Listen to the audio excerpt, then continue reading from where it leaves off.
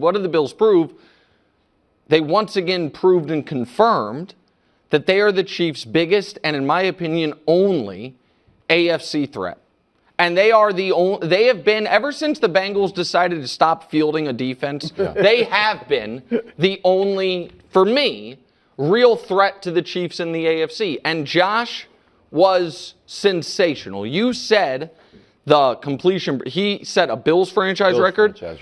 In the same game that Patrick set his own career personal reverse of a record, lowest ever completion percentage. So Josh Allen's earned it. He deserves it. I'll drop a banner for Josh. Consistently outplaying Mahomes when it matters the least. We all know it. When it matters the least, and I listen, I fell for the Josh banana. Supposed to feel good about I don't know. That? It just is what it is. Shut up, Brian.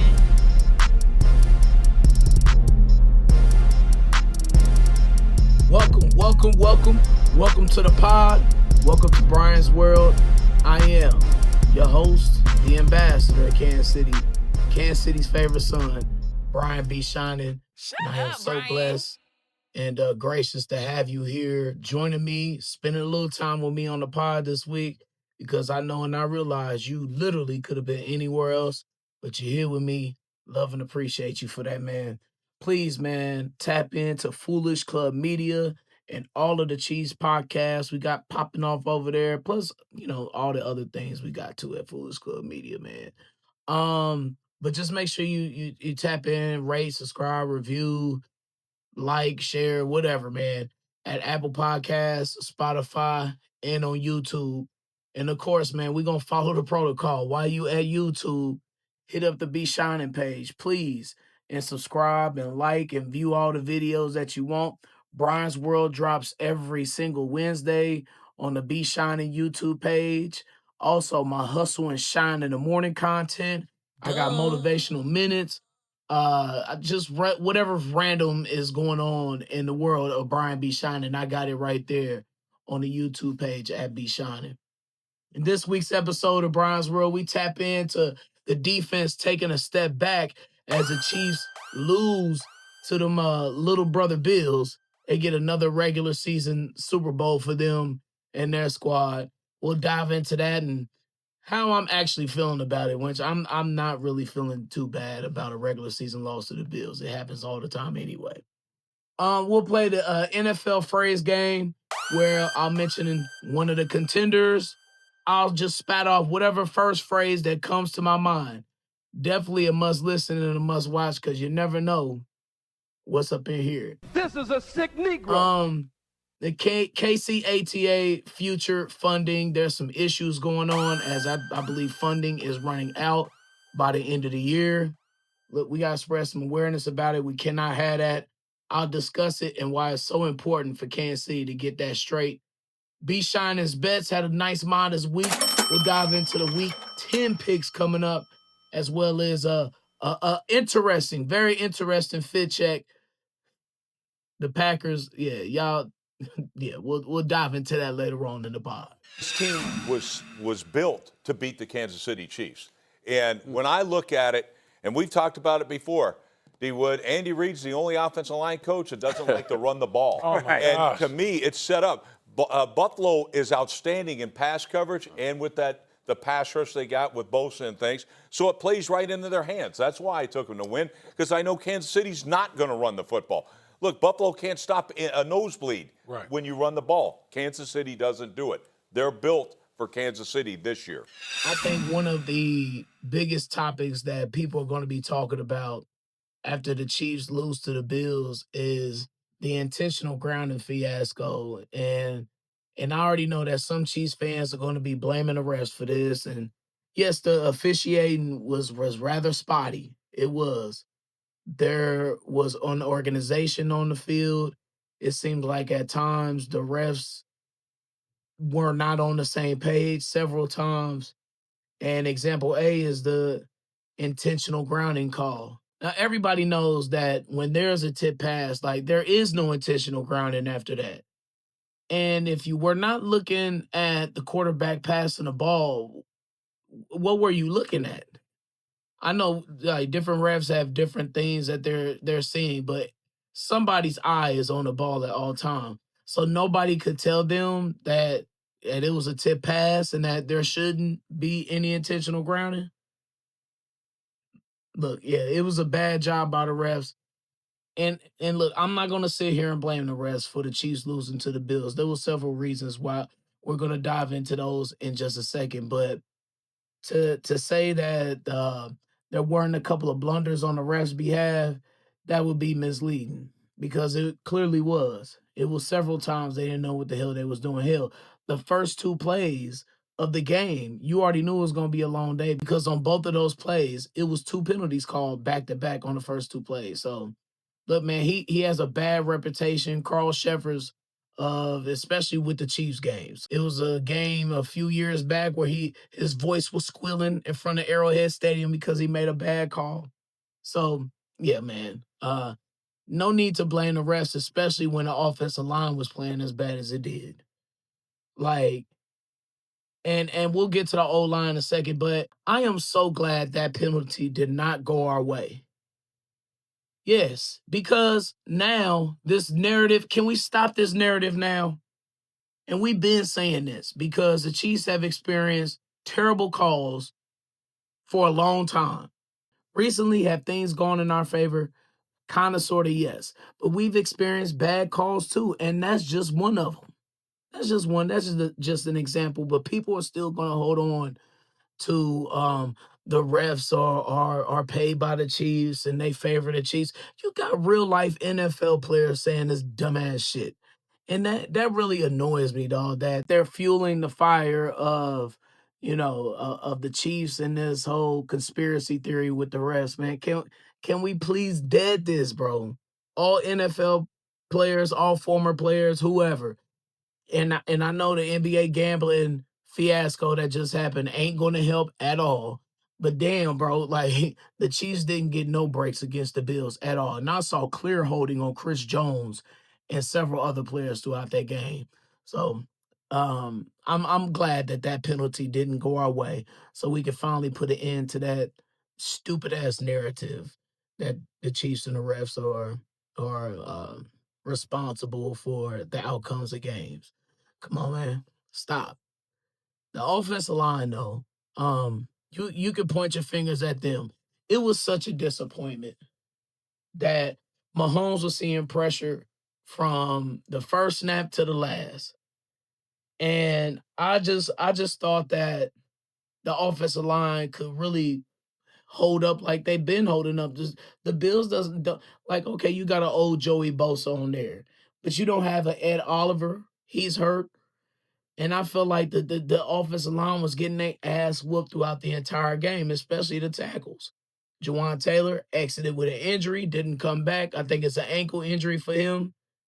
Even Jalen Moore, even he was having a rough go at it. He was getting a little workout. I want to say just the first half, but really throughout the entire game. Bosa was in the Chiefs' ass as Mahomes got hit 15 times. Pause. That was crazy. You're never going to win in a situation like that when your quarterback gets hit and is vulnerable that amount of times, man. He can't get into rhythm like he's been in the past few games.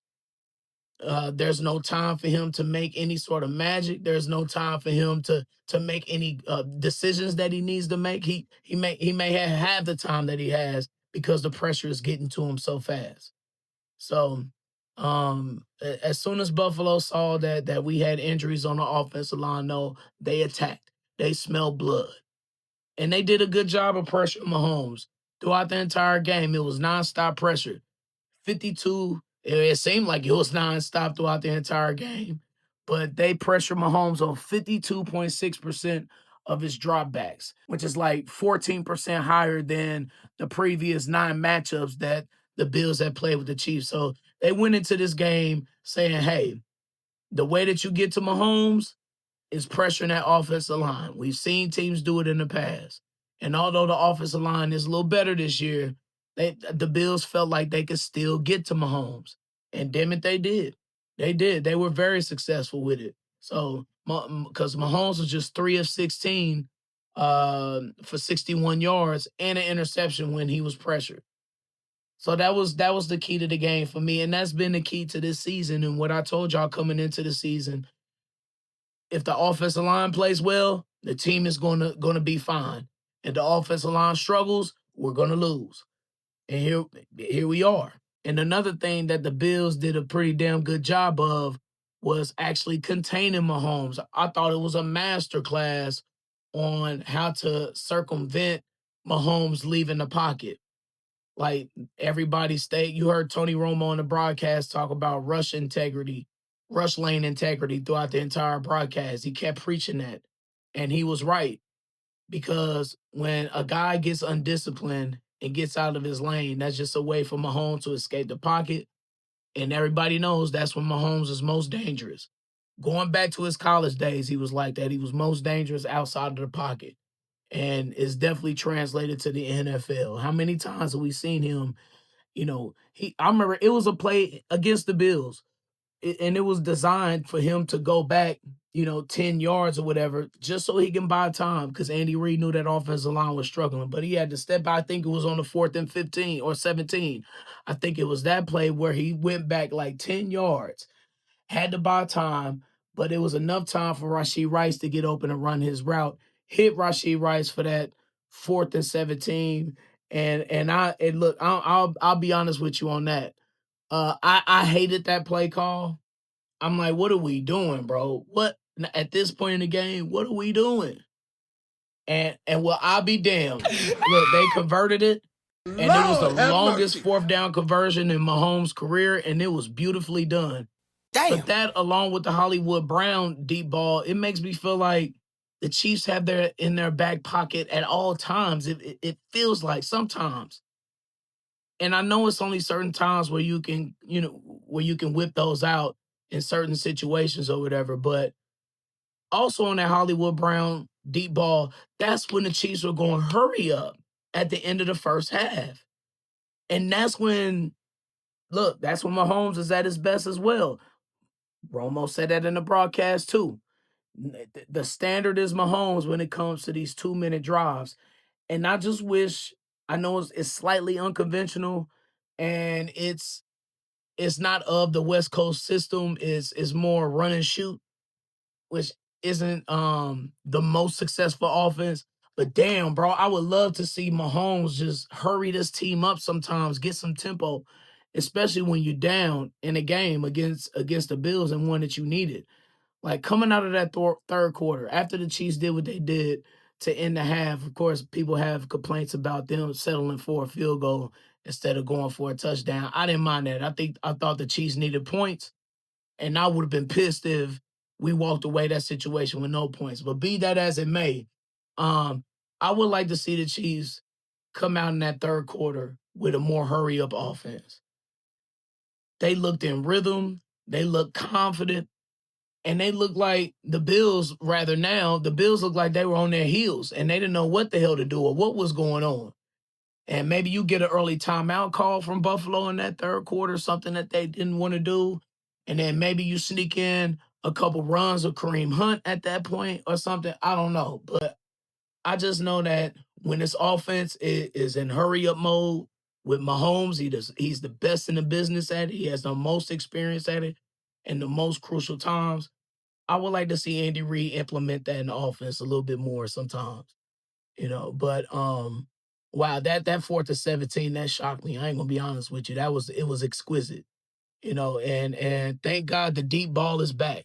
Thank God, because the Chiefs were severely missing it, but there were other pieces to why that was missing. O-line, not capable receivers, situational football, other things.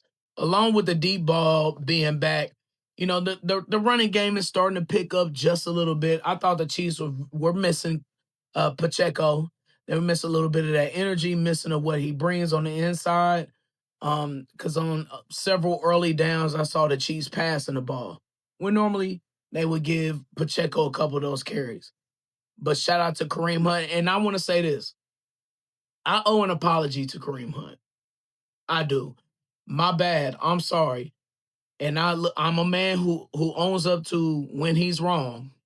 Because at the beginning of the year, during training camp, I didn't think the Chiefs were going to keep Kareem Hunt. but thank God we did, because he's been such a key piece and key ingredient to why this Chiefs offense has been successful this year. Now, they're saying now that the Kareem Hunt short yardage special, I don't have a name for it. And somebody said Hunt Bunt, and I'm like, nah, stop. They said it's more successful than the tush push from Philly. And his threat at any moment at the goal line to punch it in and get a touchdown, he's been a real valuable weapon for this team, and a big reason why they've been so successful in the red zone too. So Kareem Hunt, my apologies, dog. You have definitely been a key player in this Chiefs team this year. But the run game was there though. For the most part, I thought the execution of the run game was great with Kareem Hunt, considering the circumstance with Pacheco being out. But it was there when they went to it, when they actually ran the damn ball. You know, Kareem Hunt had 11 for 49, Bashard Smith had 3 carries, and Clyde had 2 carries. You know, but Kareem was averaging over 4 yards per carry, I believe around 4.2 or 4.5 per carry. I just wish and I know this is a constant complaint, man, but if the Chiefs were to just insert the running game just a little bit more, I feel like you would keep the defenses guessing just more. That's what it's all about with me. If you keep defenses guessing when you run the ball, and especially when you run it successfully.